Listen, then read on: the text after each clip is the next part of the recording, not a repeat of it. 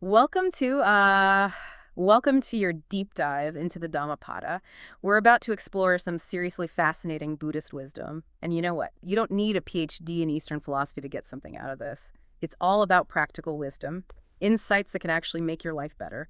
So tell me, have you explored Buddhist teachings before, or is this your first foray? It's always exciting to delve into the Dhammapada. It's essentially a collection of the Buddha's most profound sayings and teachings, all sparked by specific moments in his life. Think of it as a compilation of his greatest hits. So each verse has a story behind it. That's cool, like getting a behind-the-scenes look at ancient wisdom. Precisely. We even have this incredible commentary by a scholar named Buddhaghosa, who lived centuries after the Buddha. He compiled a ton of historical context, so it's like having footnotes that bring the text to life. I love that. Okay, so why do you think the Dhammapada continues to resonate with people even today, thousands of years after it was written? Because it taps into something universal within us. It addresses the human experience in a way that transcends time and culture. It offers guidance for everyone, from someone seeking everyday peace of mind to those grappling with the big questions of existence. That makes sense. It's like a guidebook to a better life, but one that's also really deep and philosophical. So how do we even begin with a text this rich? Where do we jump in? Well, the Dhammapada offers 4 levels of understanding. These levels aren't separate, but rather build upon each other, offering insights for different life stages and aspirations. It's almost like the text meets you where you are on your journey. 4 levels of understanding, huh? That's intriguing. So like there's a hidden depth to these teachings. Tell me more about these levels. The first level focuses on immediate human well-being. It's all about living ethically, building healthy relationships, and finding harmony in our daily lives. Think of it as the practical foundation. Okay. So it's not just about lofty philosophical concepts. It actually gives you practical advice for navigating everyday life. I like that. What about the other levels? The second level explores the concept of rebirth and how our actions in this life shape our future experiences. Think of it like planting seeds. The quality of the seeds we sow today will determine the quality of the harvest we reap tomorrow. So even if someone isn't sure about the idea of rebirth, the message is still relevant. Like every choice we make has consequences down the line. Exactly. It's about recognizing the power of our actions and how they shape our reality, both now and in the future. I'm starting to see how this ancient text can be so relevant to our lives today. Okay. What are the third and fourth levels? The third level dives into the path to liberation. This is where we get into the heart of Buddhist philosophy, exploring the 4 noble truths, the Buddha's framework for understanding suffering and its cessation. The Four Noble Truths, those are kind of a big deal in Buddhism, right? It feels like everyone's heard of them, but I bet most people don't really understand them. You're right, they're central to Buddhism. They provide a roadmap to freedom from suffering, offering practical steps we can take to cultivate greater peace and well-being. Okay, I'm definitely intrigued. Let's unpack those a bit later, but first tell me about the fourth level. The fourth level explores the fruits of the path, the qualities and experiences of an arahat, a fully liberated being. It's almost like getting a glimpse into what's possible when we fully realize the potential of our human consciousness. Wow, a fully liberated being. That's a pretty big concept, but it's also kind of intimidating. Can regular people like us even aspire to that? The idea of an arahat can feel distant, but it's not about becoming someone superhuman. It's about understanding the qualities they embody, like peace, compassion, wisdom, and freedom from suffering. These are qualities we can all cultivate in our own lives, even if we're not striving for full enlightenment. So it's like setting a really high bar for personal growth, even if we don't expect to actually reach it. I like that idea. Okay, before we get too deep into those Four Noble Truths, something else really struck me in the Dhammapada. It's that emphasis on the power of the mind. The very first verses are like, bam. Our thoughts shape everything. It's true. The Dhammapada wastes no time setting the stage. Verse 1 states, "Mind precedes all mental states. Mind is their chief. They are all mind-wrought." It's so powerful, right? Right. Like our minds are literally creating our reality. And it's not just some airy-fairy concept. It feels incredibly practical. Right. And then there's that contrast between a well-directed mind and an ill-directed mind. The Dhammapada doesn't shy away from how destructive our own thoughts can be. I remember that. It basically says that an ill-directed mind is more dangerous than any enemy, which is kind of scary when you think about it. Verse 42 puts it starkly. Whatever harm an enemy may do to an enemy, or a hater to a hater, an ill-directed mind inflicts on oneself greater harm. The Dhammapada doesn't sugarcoat the potential for self-sabotage. It's like we're all walking around with this incredibly powerful tool, but if we don't know how to use it properly, it can turn against us. That's a great analogy. The Dhammapada emphasizes the need to train our minds to cultivate wholesome thoughts and emotions, just as we would train our bodies for physical strength and well-being. It makes me think of all the time I spend scrolling through social media, comparing myself to others, and getting sucked into negativity. It's like I'm actively training my mind to be unhappy. You're hitting on a key point here. The Dhammapada's message is so relevant to our digital age, where we're constantly bombarded with information and external stimuli. It's a call to take control of our mental landscape, to cultivate a more mindful and intentional way of being online. That's such a good point. Okay, so we need to train our minds, but the Dhammapada also acknowledges that it's not easy, right? Absolutely. Verse 33 says, the mind is unruly, fickle, difficult to subdue. It's like a wild monkey jumping from branch to branch. It really is. And it makes that image of the fish out of water in verse 34 so powerful. Right. It paints a picture of how agitated our minds can be, Mm. constantly seeking something outside ourselves to satisfy this inner thirst. And that's where the Four Noble Truths come in. Right. Yeah, they offer a framework for understanding this struggle and finding a way out of it. Exactly. They're like a map leading us to the end of suffering. Okay, let's dive into those Four Noble Truths. Because I have a feeling they're going to be pretty important to this deep dive. They are the foundation. Hmm? And they're surprisingly relevant to your everyday life, not just some abstract philosophical idea. I'm ready. Lay it on me. All right, let's break down these Four Noble Truths. The first noble truth simply acknowledges the reality of suffering. It's saying, hey, life isn't always a picnic. There's physical pain, emotional distress, loss, disappointment. Yeah. The stuff we all experience. Okay, so it's not about denying the tough parts of life, but actually acknowledging that suffering is part of the human experience. Exactly. It's about being honest with ourselves about the challenges we face. It's the starting point for any real transformation. That makes sense. So if the first truth is about recognizing suffering, Yeah. what's the second noble truth all about? This is where it gets really interesting. The second noble truth identifies the cause of suffering. And it's not what you might expect. It's not saying that suffering is caused by external circumstances or bad luck. It's pointing the finger at something much deeper. Craving, so like wanting things we don't have, like that new phone everyone's talking about, or wishing I had more vacation days. It's more than just wanting things. It's a deeper thirst, a constant grasping for pleasure, for things to be different than they are, even for existence itself. The Dhammapada calls this thirst tanha, and it's like this engine that keeps the cycle of dissatisfaction going. Wow. Okay, so this tanha is deeper than just wanting the latest gadgets. It's like this underlying feeling of always wanting more, always feeling like something is missing. You got it. It's this constant state of not enoughness that keeps us chasing after external things, thinking that if we just get this or achieve that, we'll finally be happy. But the Dhammapada is saying that's not how it works, right? Right. The Dhammapada is saying that true happiness can't be found by chasing fleeting pleasures or external validation.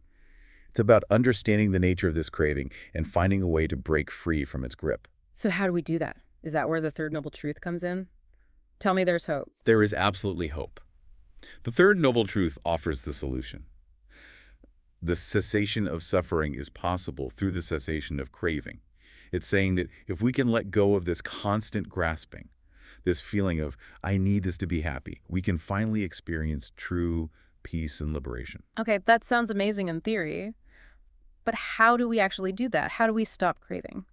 Especially in a world that's constantly tempting us with new things to want and new ways to compare ourselves to others. That's where the fourth noble truth comes in.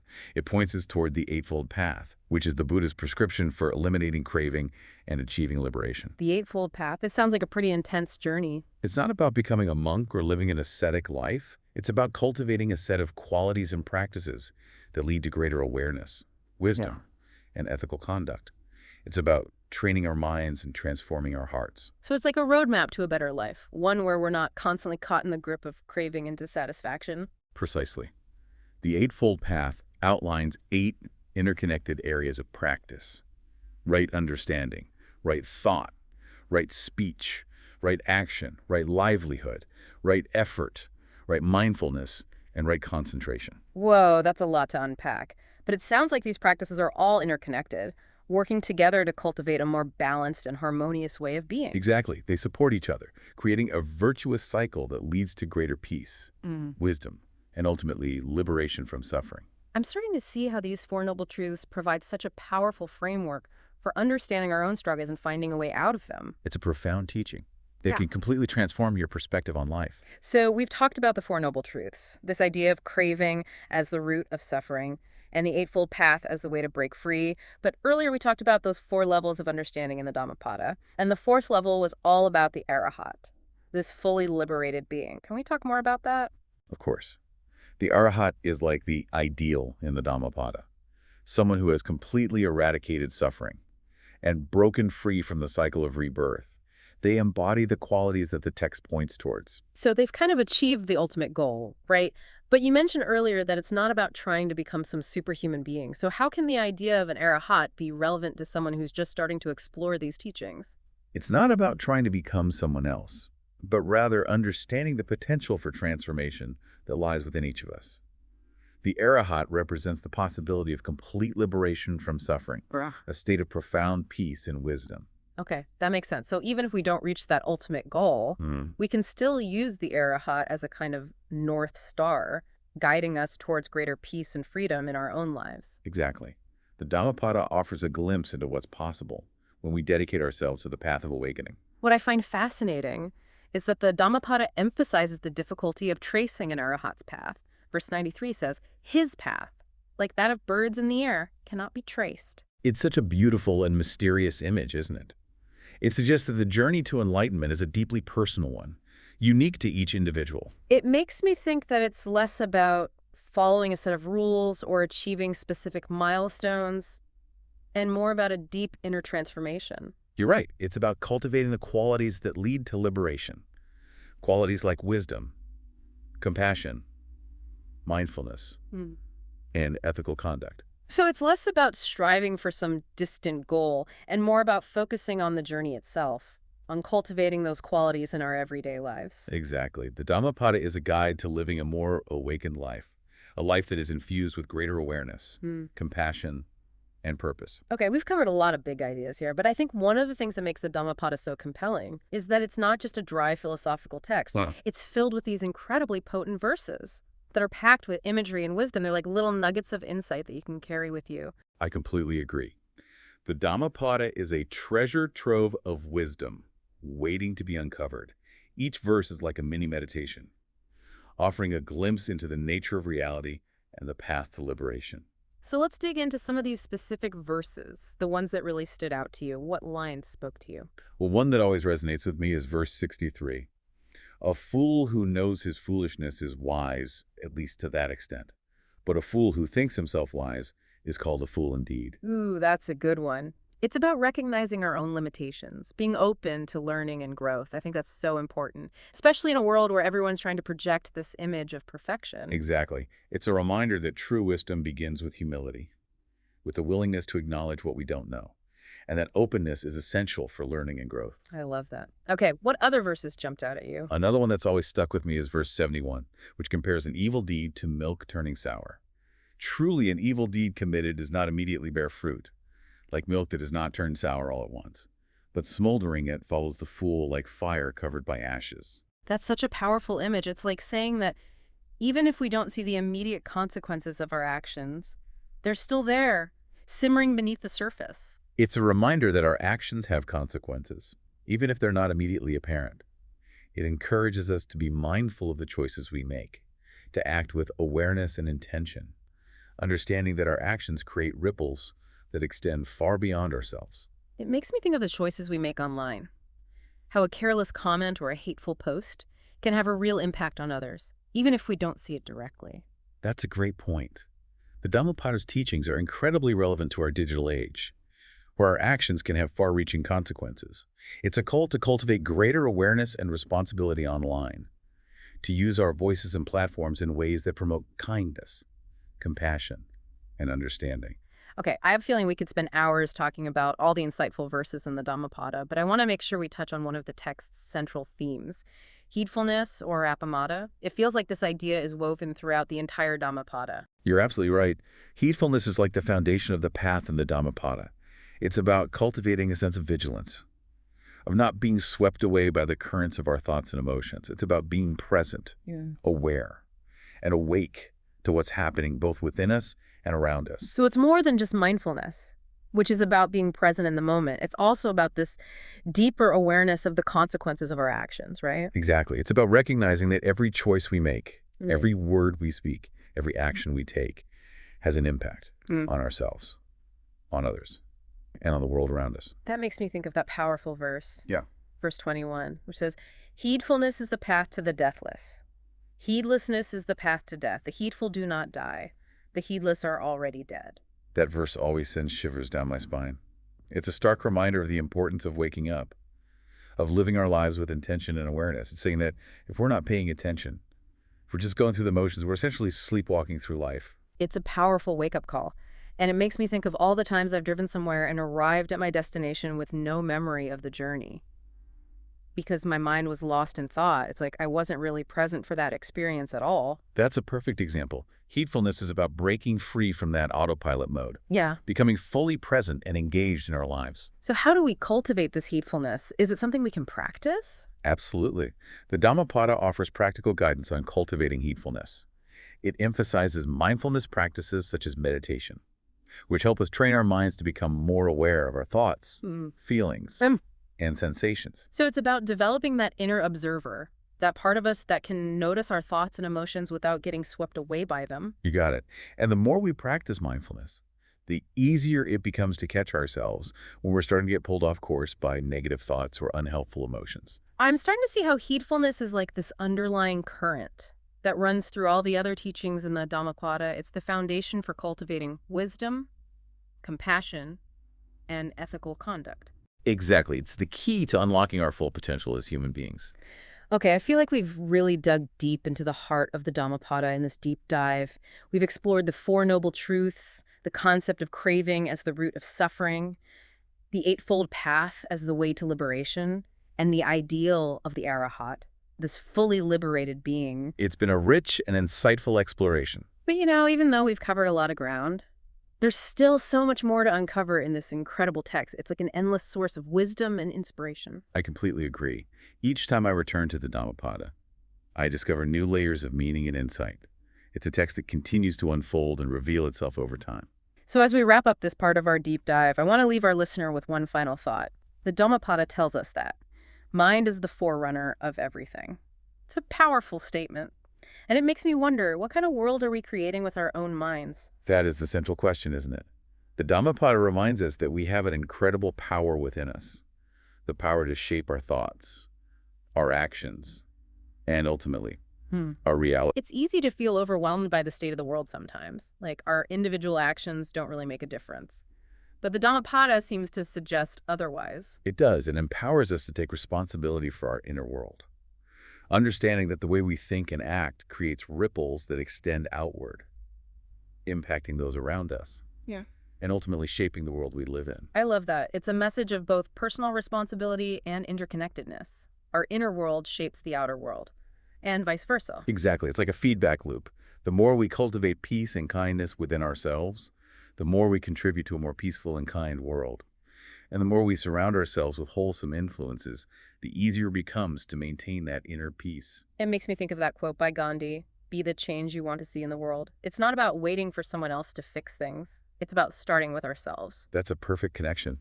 The Dhammapada echoes that sentiment, urging us to take ownership of our own transformation and become agents of positive change in the world. Speaking of positive change, I think it's important to highlight that the Dhammapada isn't just about individual enlightenment.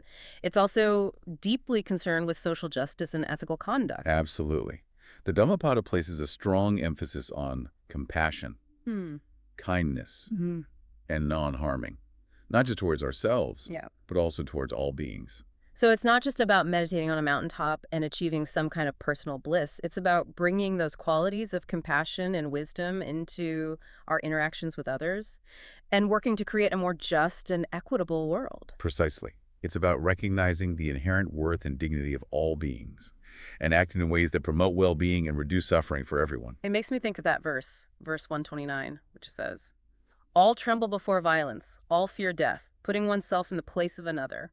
One should not kill nor cause another to kill." The powerful call for empathy and nonviolence. It reminds us to see ourselves and others, to recognize our shared humanity and act accordingly. It's so easy to get caught up in our own little bubbles. our own problems and concerns. But the Dhammapada is constantly urging us to widen our circle of compassion, to extend our care and concern beyond ourselves. It is. It challenges us to move beyond self-centeredness and embrace a more expansive view of the world, one where we recognize our interconnectedness and strive to create a more just and compassionate society for everyone. So much of the suffering we see in the world today stems from greed, hatred, and delusion, the very things the Dhammapada warns against. You're absolutely right. It's like the Dhammapada offers an antidote to those poisons that are causing so much harm. It points us towards a path of wisdom, compassion, and ethical conduct. Yeah. Qualities that are desperately needed in our world today. It makes me wonder, if everyone took the time to really study and apply the teachings of the Dhammapada, could we actually create a more peaceful and harmonious world? It's a beautiful question to contemplate. While we can't control the actions of others, the Dhammapada empowers us to focus on our own transformation, to cultivate the qualities that contribute to a more peaceful and loving world. And those ripples of positive change can have a far greater impact than we might imagine. It all starts with that first step, right? With the decision to turn towards wisdom, to cultivate those qualities of awareness, compassion, and ethical conduct within ourselves. Exactly. The Dhammapada is an invitation to embark on that journey, to discover the transformative power that lies within each of us. Well, I think we've done a pretty amazing job of unpacking the Dhammapada in this deep dive. We've explored its key teachings, delved into some of its most potent verses, and connected these ancient wisdoms to the challenges we face in our modern world. It's been a truly enriching exploration. I always find myself coming back to these teachings again and again, discovering new layers of meaning and inspiration each time. I feel the same way, but I think it's important to acknowledge that we've just scratched the surface here. The Dhammapada is a text that deserves deep contemplation and repeated readings. Absolutely. It's a gift that keeps on giving.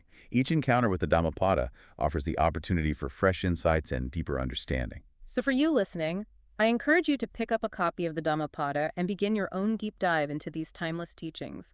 You might be surprised by what you discover. And remember, the Dhammapada isn't just a book to be read. It's a guide to be lived. Let its wisdom inspire you to cultivate greater peace, wisdom, and compassion in your own life and in the world around you. Thank you for joining us on this deep dive into the Dhammapada. We hope you found it insightful and inspiring. Until next time, keep seeking, keep exploring, and keep diving deep.